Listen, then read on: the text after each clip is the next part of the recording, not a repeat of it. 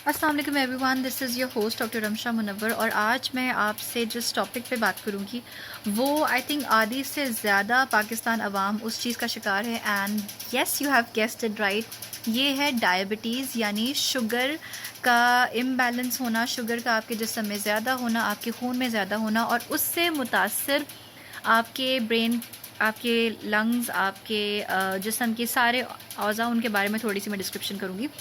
Diabetes basically क्या है, मैंने काफ़ी सारी वीडियोस पहले भी डायबिटीज़ से बनाई है, लेकिन डायबिटीज़ एक ऐसा ट्रेंडिंग हॉट टॉपिक है जिस पे बहुत सारे क्वेश्चंस भी आते हैं, और हमारी आवाम को अनफॉर्चुनेटली उनके बारे में इतनी इन्फॉर्मेशन नहीं है कि डायबिटीज़ को कैसे कंट्रोल करें, कैसे डायग्नोज करें, क्या सिम्टम्स होते हैं, और लॉन्ग टर्म हम किस तरह से उसके कॉन्सिक्वेंसेस से बच सकते हैं।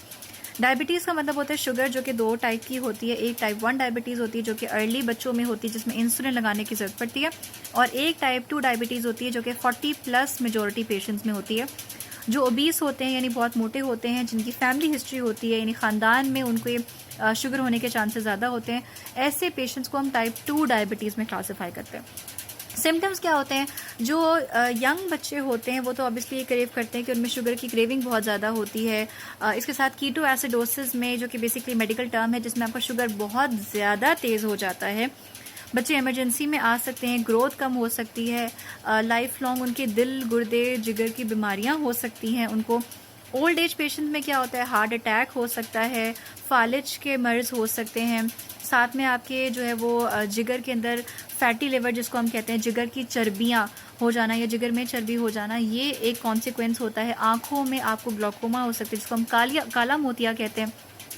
ये सारी कॉन्सिक्वेंसेस होती हैं। और एक इम्पॉर्टेंट चीज़ होती है जिसको हम कहते हैं कि स्टॉक इन ग्लव्स, आपकी डिफॉर्मिटी होना शुरू हो जाती है, जिसके अंदर क्या होता है कि आपके हाथ और पैर सुन्न होना शुरू हो जाते हैं। आपके हाथ और पैर में जैसे कीड़े या सुइयाँ चलना शुरू हो जाती हैं। आपके पैरों में से सेंसेशन, ठंडा गर्म महसूस होने की जो सलाहियत होती है वो ख़त्म हो जाती है, जिसकी वजह से कभी भी कोई इन्फेक्शन आपके पैर में हो तो आपको ना दर्द महसूस होगा, ना आपको चोट लगी होगी, और वो ज़ख़म आगे से आगे बढ़ता चला जाएगा, जिसमें पैर काटने तक की ज़रूरत पड़ सकती है।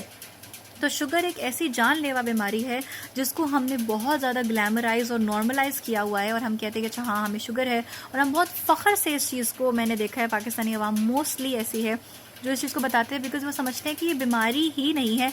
लेकिन प्लीज़ इस बात को समझें कि शुगर और ब्लड प्रेशर, ये दोनों अगर आपका अच्छा कंट्रोल नहीं है और आपको इन दोनों की बीमारियां हैं, तो आप समझ लें कि आप एक कैंसर कॉजिंग एक चीज़, एक मरीज़ जिसको कैंसर है, आप समझ लें आप उतना ही बीमार अपने आप को समझें, बिकॉज़ ये दो बीमारियां कैंसर से ज़्यादा ख़तरनाक है, कैंसर से ज़्यादा डेथ्स होती हैं पाकिस्तान में, पूरे world wide, sugar and blood pressure से। ठीक हो गया, ये आपका एक टेक होम मैसेज है। साथ में क्या क्या हो सकता है, हम सर से स्टार्ट करते हैं। सबसे पहले तो आपको फालिज का अटैक हो सकता है, ठीक है।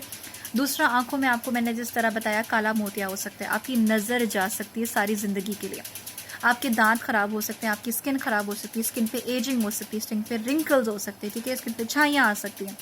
साथ में आपको मोटापा हो सकता है, साथ में आपको हार्ट अटैक हो सकता है, सीवीए की डिजीज़ हो सकती है, आपको आर्टीरियल डिजीज़ हो सकती है, आपको एनेरिज्म्स हो सकते हैं, पेट आपका ख़राब हो सकता है, गैस्ट्रोपरीसिस हो सकती है जिसमें हाजमा ख़राब हो जाता है, आपको ब्लोटिंग होती है, तेज़ाबियत होती है, बदहज़मी होती है, साथ में आपके जिगर में चर्बी हो सकती है, आपके पैर ख़राब हो सकते हैं, आपकी आंतें ख़राब हो सकती है, आपके गुर्दे ख़राब हो सकते हैं। किडनी फेलियर बहुत ही ज़्यादा एक इम्पॉर्टेंट कॉज है। पेशाब में जलन होना, बार बार इन्फेक्शन होना, कोई भी इन्फेक्शन जिस्म का ठीक ना होना, सोजिश होते रहना, बाल गिरना, नाखून का ग्रो ना होना, ये सारी चीज़ें आपकी डायरेक्टली लिंक हैं आपके शुगर के कंट्रोल से। जितना अच्छा आपका शुगर और ब्लड प्रेशर का कंट्रोल होगा, ये सारी बीमारियों को आप बेहतर तौर पे इनिशियल स्टेजेस पे, शुरुआत में ही रोक सकते हैं। जितना बुरा आपका शुगर और बीपी का कंट्रोल होगा, उतना ही ज़्यादा ये सारी बीमारियों में आपके मुब्तला होने के चांसेस ज़्यादा होते हैं। काइंडली अगर आपको शुगर है तो फौरी तौर पे अपनी मेडिकेशंस, अपना शुगर का रिकॉर्ड, अपनी डाइट अच्छी रखें, अपने खाने पीने का एहतियात रखें, कोई भी मिठास वाली चीज़, बेकरी की चीज़ें, फ्राइड चीज़ें, तली भुनी चीज़ें, इन चीज़ों को अवॉइड करें। सुबह और शाम रोज़ाना 30 मिनट का वॉक करें, अपने खाने को, अपने डाइट को, अपने फ़िज़िकल एक्टिविटी को, अपनी फैमिली को, अपनी सेहत को बहुत इंपॉर्टेंस दीजिए, बिकॉज़ अगर एक बार आपकी सेहत ख़राब हो गई, ट्रस्ट मी ऑन दिस, ये बीमारी एक ऐसी है जो आती बहुत आराम से है लेकिन जाती नहीं है सारी ज़िंदगी. It takes a lot of effort for you to get over your raised blood pressure and your raised blood sugar levels. बहुत ज़्यादा मेहनत लगती है, बहुत ज़्यादा मेहनत लगती है शुगर और बीपी को ठीक करने के लिए, लेकिन ऐसे ये बीमारी आपको अटैक कर सकती है. और ये अगेन मैं रिपीट कर रही हूँ, कैंसर से ज़्यादा ख़तरनाक बीमारी है. प्लीज़ इस चीज़ को सीरियसली लें. इन दोनों बीमारियों को हम साइलेंट किलर्स कहते हैं मेडिकल टर्म्स में, बिकॉज इसका एक रीज़न है, आपको पता भी नहीं चलता और ये बीमारी अंदर ही अंदर आपको बहुत बुरी तरीके से खोखला कर देती है.